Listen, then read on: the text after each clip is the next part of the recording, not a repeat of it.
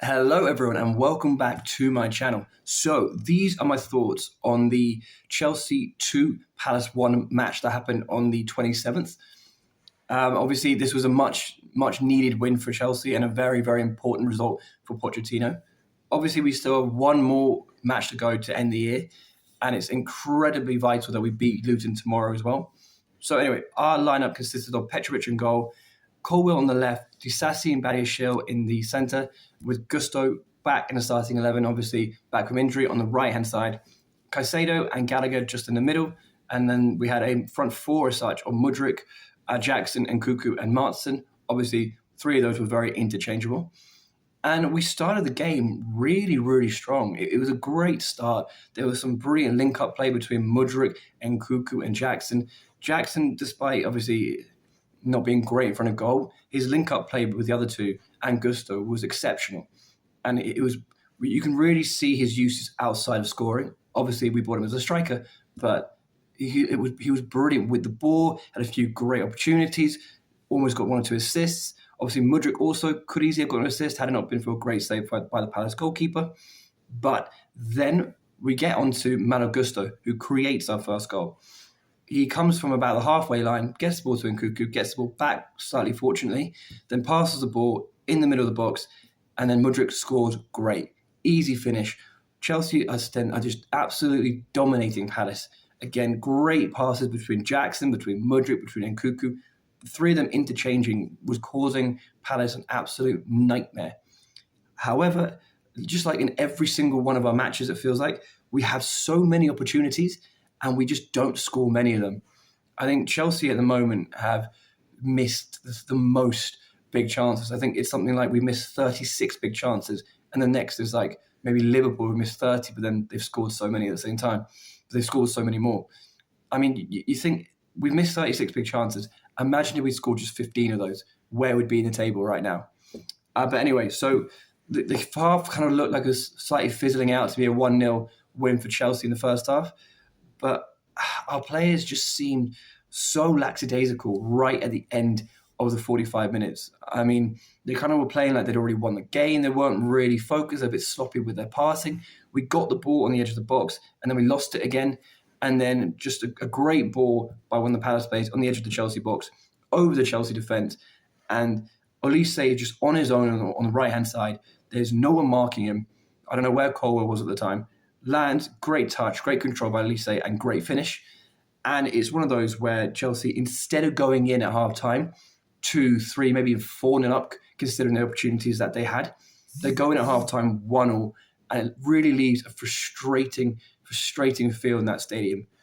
So that was the end of the first half, and you're thinking, okay, look, get the players, get their heads back into it, we'll come out in the second half, and we will absolutely dominate again, and then create loads of opportunities again, and hopefully take one or two. However, we came out in that second half significantly worse.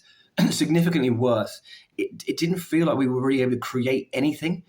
I mean, we had a lot of possession because Palace didn't really want to kind of come forward. They wanted to hit us on the counter-attack and use the pace of players like Olise. But in reality, Chelsea didn't really create anything. And then as great as Jackson, like I said, as great as Jackson was in the first half with his link-up play, his Jackson in front of goal is just awful. I mean, Conor Gallagher plays a perfect through ball in, and it could not be a more perfect ball. Easy for Jackson, and he gets over the goalkeeper and he just completely misses the target. And you just got to feel sorry for him at this point, because like he's just missing such easy chances, and he's great with a link-up play. But the second you put him in front of goal, he's just not taking so many of these opportunities. And again, that was such an easy chance, but he didn't even get on target. And then a few minutes after that, even I guess even more unlucky for him is Thiago Silva lofts the ball in, slight deflection, but eventually gets to him. And then Jackson scores a brilliant goal. I think it was like the outside of his right boot. Really good finish. And you're thinking, okay, that kind of makes up the fact that he missed basically an easy chance.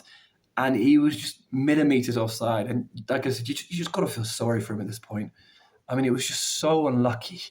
It was so unlucky. But anyway, so we've had players obviously like Lavia come on, which was obviously great to see him. didn't look that great, but obviously he's been out for several months. However, now from what we hear, he's going to be out injured again. I don't know when he's going to be back, just like I don't know when Enzo's going to be back. But one player who I was really, really, really, really happy with was Noni Madueke. Really exciting young talent. Was great for us last season despite the team being atrocious. He comes on and he was, in my eyes, the best player by a significant distance in that second half. He was outstanding. He gets the ball and he runs at the opposition. Whereas the rest of our team were just passing, half the time passing backwards and just not really doing anything. Noni came on and just ran at the opposition, took them on, consistently took them on, and had no fear and just tried to drive the team forward. And it was really good. And personally, I mean, he has to start. He has to start against Luton because he was exceptional. Obviously, corner comes in, and I can't remember who tried to do an overhead kick, but eventually it gets out to Noni on the edge of the box, outskills Elise. Elise just kicks him and trips him up. I mean, it was a clear as day penalty. I don't know how the official missed that. Don't get how the ref missed it, but play continued for quite some time. Obviously, then they go back, they look at VAR, they realise it's a clear, nailed-on pen, easy decision. Ref quickly goes over to the monitor, has a quick little look, gets the penalty, and this was then like the 87th minute, which the penalty was awarded, and then the 89th minute, Noni steps up, and he just sends the keeper the wrong way, and it was so good. It was such a good moment for him as well, because he really does deserve to play more, and I'm hoping that not just because he got the match winner, but because the second he came on, he was a massive difference and a really positive force for us as well. One more thing that I would like to just say is it was great to see a debut there for like the 94th minute for Alfie Gilchrist. He looked really, really good, and I'm glad that we got another really exciting academy player getting one or two moments. So again, guys, if you enjoyed this content, feel free to like, comment, and subscribe.